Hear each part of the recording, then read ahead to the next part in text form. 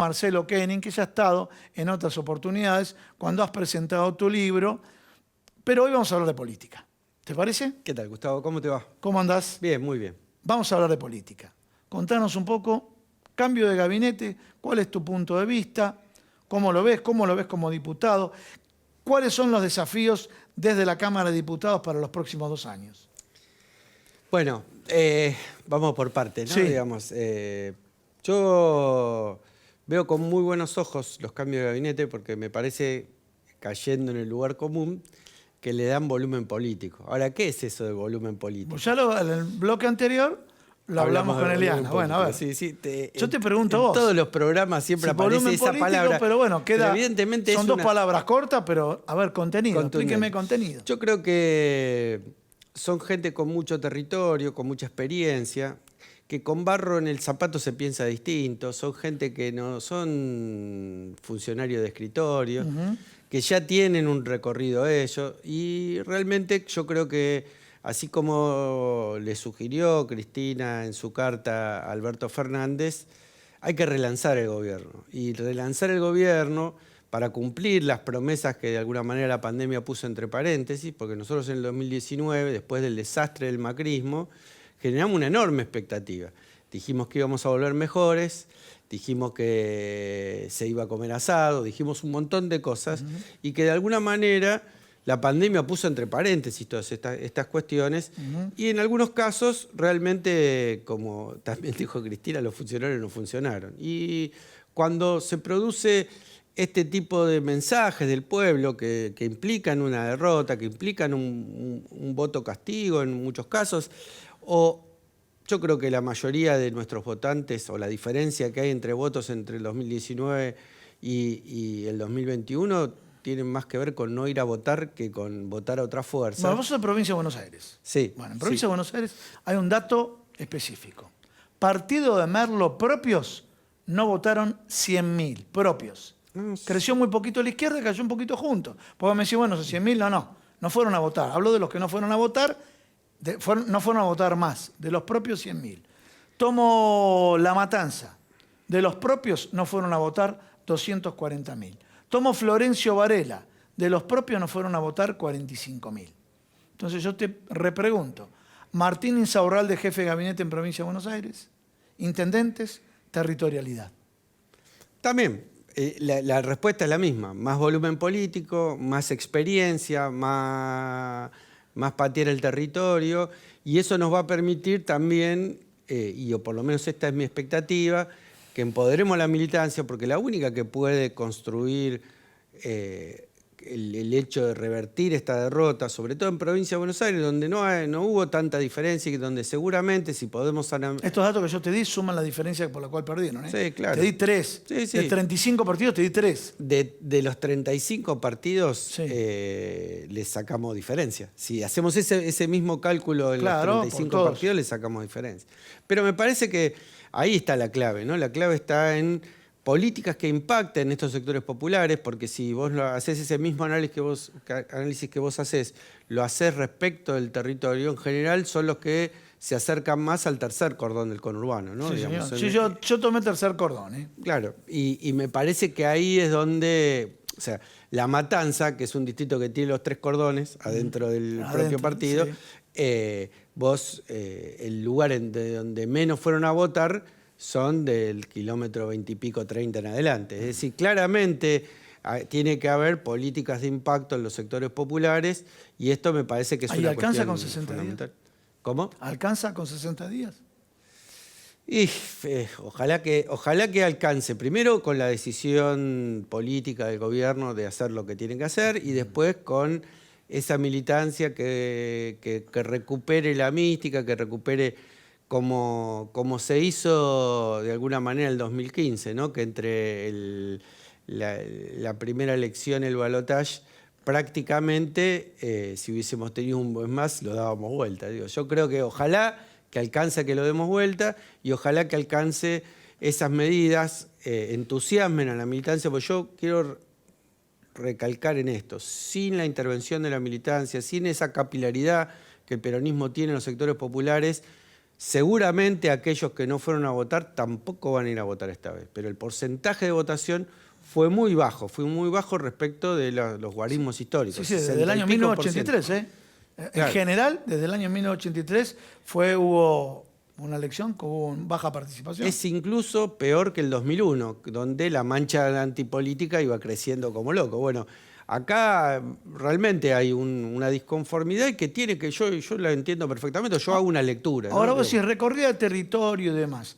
¿Qué obedece? Por ejemplo, hace 60 días, nos olvidamos, ¿no? Porque hoy hay distribuidas 56 millones de vacunas, compradas 70 millones, casi 70 millones de vacunas. Afortunadamente, así lo digo, ¿no? Afortunadamente, bajo índice de contagios. Bueno, pero hace 60 días y 90 días había muchos contagios, donde no se podía hacer tanto territorio. Por eso la pregunta, ¿esto también le jugó en contra? Yo creo que sí, yo creo que la cuestión en general de la pandemia jugó en contra, porque el peronismo siempre O acercarse abraza. a la gente o explicarle por qué no se puede o cuándo cuándo van a llegar las medidas o los plazos y demás, porque yo doy datos estadísticos de CAME, de recuperación de la industria y demás, y todavía no llegó el bolsillo. Sí, yo creo que nosotros no tenemos que basar la campaña en la cuestión de la vacunación, ¿no?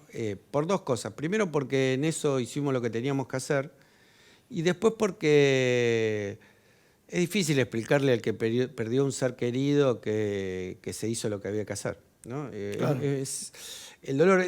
Yo voy a insistir en esto, el peronismo siempre abraza, y si hay algo que no pudimos hacer con la pandemia, ya sea por la alta circulación, ya sea porque muchas veces la militancia terminó repartiendo fideos para poner un plato en la mesa de algunas familias, pero perdimos de alguna manera el protagonismo en la calle y perdimos también esa capacidad de abrazar, de contener, de ser empáticos con las mayorías populares, y ahí es donde me parece que perdimos realmente la elección. Y por eso yo digo, la campaña no es sobre lo que hicimos en la pandemia, sino la campaña es que discutamos los proyectos de país. Por eso hay que sacarla de la banalidad en la que estuvo la campaña hasta las PASO, y que terminamos discutiendo la foto, terminamos discutiendo si el peronismo se garcha o no se garcha, terminamos discutiendo algunas palabras que dijo Macri. Yo creo que nosotros tenemos que lograr discutir el proyecto de país. Es decir, todos entran, pero ¿todos entran en qué proyecto? Bien. Porque si no, están las promesas huecas que ya sabemos que después no se cumplen, ¿no? Hay que plantear concretamente qué modelo de país queremos y volver a enamorar de la política, porque la política es, aunque en estos tiempos casi es difícil decirlo, pero la única herramienta que tenemos las mayorías populares para transformar nuestra vida es la política, no hay otra. Nosotros no somos dueños de los grupos económicos, no somos dueños de los grupos mediáticos, no somos dueños de la fuerza militar y no la disputamos tampoco. Lo que somos dueños es de la política, somos dueños de nuestro voto, somos dueños de decidir democráticamente, y me parece que esa es la clave de la recuperación. Y si no alcanza para esta elección, por lo menos que se corrija y se rectifique y se rumbee bien hacia donde queremos ir para el 2023, que es la elección decisiva. Tengo una pregunta. Viste que la expresidenta, vicepresidenta de la Nación, dijo funcionarios que no funcionan. ¿Vos no considerás que hay equipos que no funcionan y no tanto funcionarios que no funcionan? Porque uno los mira individualmente, los que se fueron y demás, si los equipos, que ahora lo que estamos viendo es que se está buscando priorizar el trabajo del equipo, ¿no? Sí. ¿A qué voy? Una tarea del funcionario es también armar equipo. Bueno, pero ¿a qué voy? ¿No? Sí, pero voy a esto. Es una coalición. Como Juntos por el Cambio es una coalición, y Juntos por el Cambio tuvo sus fracasos como coalición. Es una coalición para simplificar, vamos a colocar a Alberto Fernández, Cristina Fernández y Sergio Massa. Para simplificar es más complejo porque están los gobernadores, el peronismo tradicional, en Provincia de Buenos Aires los intendentes, con un gobernador como Axel Kicillof, pero intendentes que tienen mucho territorio, bueno, que está marcando este resultado que te dije, ¿no?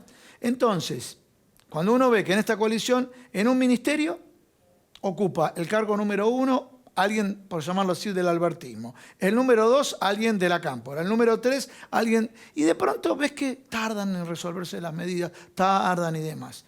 Yo te hago, por eso, falta que el equipo funcione mejor. Vos me dijiste, el líder tiene que ocuparse. Perfecto, estoy de acuerdo. Pero eso no puede ser que se haya retrasado todas las medidas para ser más resolutivo. Mira, yo creo que, como vos bien decís, acá hay una coalición de gobierno y hay distintos y complejos intereses y el armado del Estado Nacional, del organigrama del Estado Nacional, se fue llenando en esos múltiples miradas que tiene esa coalición de cómo se resuelven los problemas de los argentinos. Pero yo creo que si nosotros designamos al frente de una cartera a alguien con la suficiente experiencia, tiene la tarea, la misión, la función, la responsabilidad de conducir el equipo. Bueno, Juan Mansur, como jefe de gabinete ahora, arrancó con todo. Ya directamente arrancó con todo. Los que le gusta o no le gusta, Juan Mansur empezó a marcar la cancha a todos los integrantes del gabinete, ¿no? Y está claro, porque el compañero Mansur tiene una larga experiencia como ministro, tiene larga experiencia como gobernador.